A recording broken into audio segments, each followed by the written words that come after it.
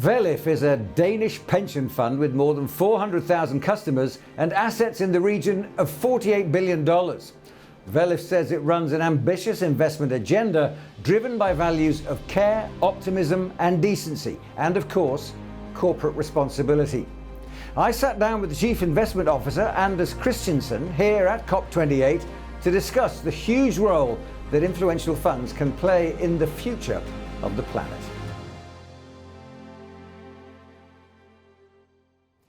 $40,000 delegates 2 years ago, now we've got 100,000 delegates. Something is changing, isn't it? Exactly, it's remarkable numbers.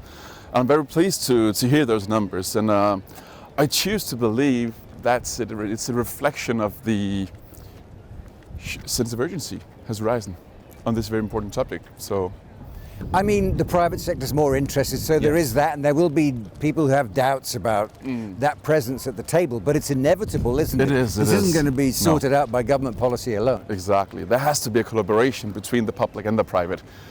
Otherwise, we're not going to make it before 2050. Yeah, indeed. Well, speaking of that, let's take this to the studio and talk about it some more.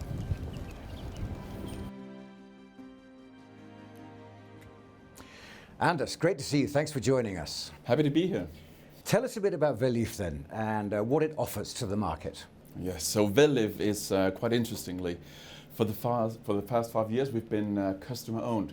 So we got 400,000 Danish customers. We operate as a commercial pension fund with a product offering that is competitive in the landscape, but we are owned by the customers. So every value that we create goes right back to the customers. And tell us a bit about your investment thinking, particularly with a view to climate change and sustainability. Exactly. So we've been on quite a journey for the last 7 years where we've seen a huge spike in interest with regards to sustainability and climate investments. So of course, when we do our investment approach, we have to think into consideration that this is long-term investments and that the savings for our customers are, for the most of the people, their highest savings, the highest part of their fortune actually. So we have to invest quite broadly, and we have to do it in a sustainable manner. And I would say 7 years ago, the typical approach was to exclude companies that didn't behave the way we want them to. That's happened a lot since then. So now active ownership means a lot, and instead of excluding companies, we'd much rather include the companies that are doing the right thing to make this transition. So nonetheless, there's a balance of disinvestment and redirection, isn't there? It is, exactly. Now, on your literature that I've looked at, it talks about values, particularly quite clearly about care, optimism and decency. Tell me a bit about that. Yeah, so those are our core values, and it's an integrated part on how we operate internally, but also how we would like to treat externally our stakeholders and the society that we are part of. We must not forget, of course, that we are a pension fund. We are born to make the best long-term financial results for our customers. That says the regulator, that says our customers as well. But we need to do it in a way that we are true to our values, because that's what the customers want.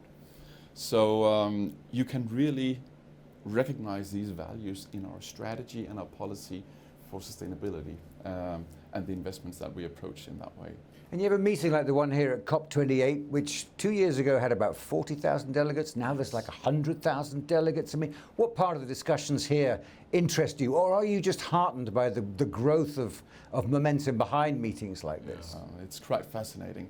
And I would say, of course, we started out as well focusing a lot on the E, but the S and the G needs attention as well. Of course, the E is the area in focus here.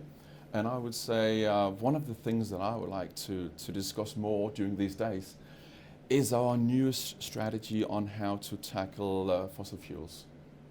I would say we launched a strategy, a quite ambitious strategy this summer, where we've usually approached fossil fuel companies with active engagement and active ownership and trying to hire the ambitious level in order to comply with the Paris Agreement. And a lot of these fossil fuel companies, they agreed to the Paris Agreement 8 years ago. And it's difficult to find upstream energy companies that actually comply with them, who are on a path to be compliant with the Paris Agreement. So we made a huge decision this summer that actually resulted in us selling more than 4 billion Danish kroners out of the portfolio of fossil fuel companies. simply because it was not believed that they had a serious plan to get to that stage. And before we see that, we would rather put that money to work other places. That's a huge judgment call to make, isn't it? It is, and I would say we've done 7 years of active ownership and trying to influence the strategy. But I would say when we see fossil fuel companies that actually bid for new fields, and all science and all research says that we have plenty of fossil fuel in the existing fields to make the transition into a greener future, then we think we have to make action on this point.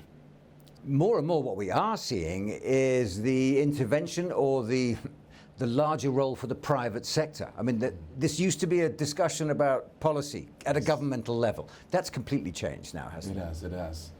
And I must say that all large institutional investors and pension funds have a huge responsibility in this area as well. And not only regarding to making the greener transition actually on a faster pace, but also to take into consideration the other part of the coin, which would be the environmental risks that are going to affect all companies today. So like stranded assets and so on. So we have to take that into consideration. But on your note, blended finance is a word that has become a buzzword for the last 6 months. And I fully understand why. Because I can see these governmental organizations, if you take those and you take the private funds, they can create a vehicle investment solution that actually delivers the return that you can get on non-responsible investments, and you still get a return on the environmental side. You're talking about a huge cultural change there. I mean, what kind of discussions do you have with your clients? Presumably some are enthusiastic and some have their doubts. Yes, of course. We have many groups, and as a commercial pension fund, we have them all. We have the young generation that has a huge responsibility feeling they want to make a difference, and I have other clients that are more concerned that this approach might have a negative impact on their financial return. Transparency and communication is hugely important here. So we cannot make these investments and compromise on the financial return because we want the green return. And I would say especially today where the guarantees on the different pension plans are gone. 10 years ago, 20 years ago, defined benefit pension plans was the dominant plan in the market. Today it's defined contribution. That is where the pension saver bears the financial risk themselves. So we have to be extremely transparent, we have to be extremely good at communicating what we are delivering in the savings plan.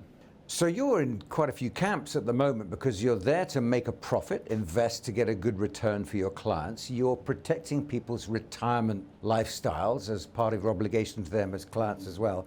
Do you see yourself as well as an instrument of change? Absolutely, absolutely. And I'm quite optimistic about it as well, because I can see what change we've been able to catalyze for the last 3 years. That's quite remarkable. So I can say, okay, if I can get more pension funds, more institutional investors on the same wagon, then definitely the private sector can play a huge part in this. We can see it with blended finance, as I spoke about before. We usually, 2 years ago, we launched an asset manager that focuses 100% on impact investments. That's an area which is definitely on the rise. Funding these innovative small incubators that can help us getting there sooner, we're going to need the private help. Is that the secret? Looking for innovation, looking for entrepreneurship? I think that's a part of the recipe getting there. And I would say in the Nordic area, we've seen huge interest and a lot of projects. So I'm not worried that we're not going to be able to find projects that both deliver the financial return that we demand, but also deliver on the ESG agenda as well. Anders, absolute pleasure. Thanks very much indeed for joining us. Thank you for having me.